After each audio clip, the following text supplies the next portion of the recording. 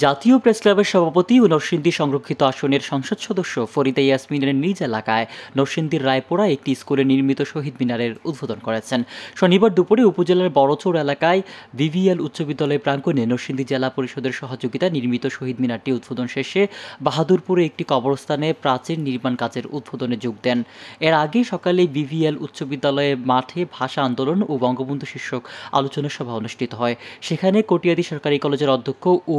বিভিএল উচ্চ বিদ্যালয়ের প্রতিষ্ঠাতা সদস্য আতাউর রহমানের সভাপতিত্বে প্রধান অতিথি হিসেবে উপস্থিত থেকে বক্তব্য রাখেন জাতীয় প্রেস ক্লাবের সভাপতি ফরিদা ইয়াসমিন। এ সময় আরও উপস্থিত ছিলেন নরসিংদী জেলা আওয়ামী লীগের সাধারণ সম্পাদক পীরজাদা কাজী মোহাম্মদ আলী, জেলা পরিষদ চেয়ারম্যান মনিরুজ্জামান ভূঁইয়া, নরসিংদী সরকারি কলেজের সাবেক অধ্যক্ষ প্রফেসর মোহাম্মদ আলী, জেলা আওয়ামী লীগ সদস্য ভাস্কর অলি মাহমুদ, নরসিংদীর সিনিয়র সহকারী প্রকৌশলী শামীম ইকবাল মুন্না, রায়পুরা উপজেলা আওয়ামী লীগ সভাপতি বীর মুক্তিযোদ্ধা আফজাল হোসেন, সাধারণ সম্পাদক ইমান উদ্দিন ভূঁইয়া, উত্তর বাঁকানগর ইউনিয়ন চেয়ারম্যান হাবিবুল্লাহ হাবিব,